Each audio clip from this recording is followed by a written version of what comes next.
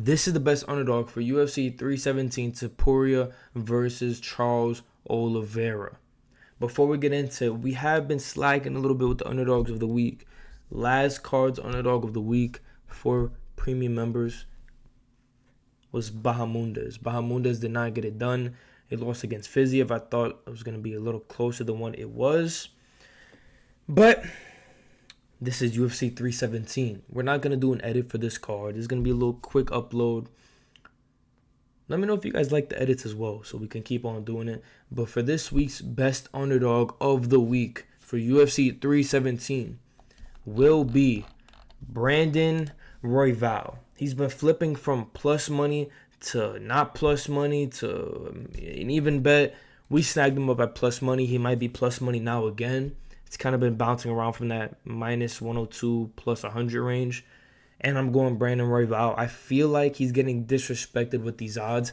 And he has been getting disrespected in his past couple fights. I think it's been 3 fights in a row. He's been an underdog.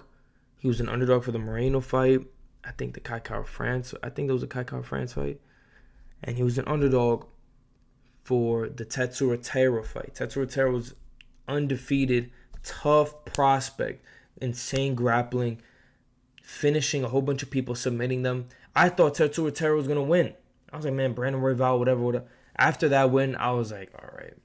And I watched that fight live. Crazy fight. Crazy split decisions. And I just can't count out Brandon Royval any longer.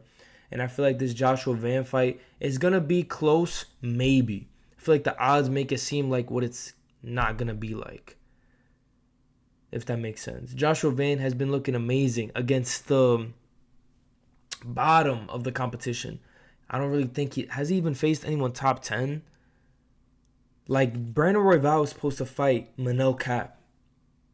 And then, I forgot what the odds were on that. He was probably the dog, Brandon Royval was probably the dog. And then, now he's versing Joshua Van, and the odds are tight. If we had Manel Cap versus Joshua Van, I think everybody would unanimously agree that it would be Manel Cap winning that. But when it comes to Royval, I feel like he's very disrespected. It is what it is. I have Royval to win this fight. Joshua Van is a slick striker. He kind of takes his time. He pinpoints his shots really good. The problem is, also, this is a 3-round fight. So, it's a little different. Van has a chance. If this was 5 rounds, Royval would probably destroy this guy.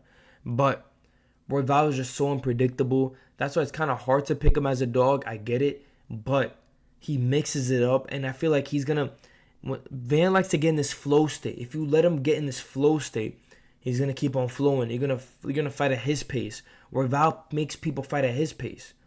He's going to pepper you with the jab. He's going to hit you with the... If you watch that Tetsuro Taira fight, Tetsuro Taira, kind of like Van, has that slow... He doesn't have a good jab like Van, but kind of has that slow... Then he gets the entries, and Royval just kept pumping him with the jab, mixing it up. He just creates a dogfight. He's unpredictable. That's what makes him hard to fight. You don't know if he's gonna throw a spinning elbow. You don't know if he's gonna go for the takedown. You don't know. Hey man, I like Royval as the underdog. I feel like out of all the underdogs, I feel like he makes the most sense. There's a couple really good underdogs. You have Borishev, you have Hyder Amil, you have Benil Dariush, decent dog. You have a whole bunch of dog. Payne Talbot, even some people say he's a decent dog. Charles Oliveira, people say he's a decent dog. There's a couple decent dogs on this card. But for these scripts pick, we're going Brandon Royval to get it done. Let me know what you guys think about this in the comments below. There's a little quick upload, and we're out.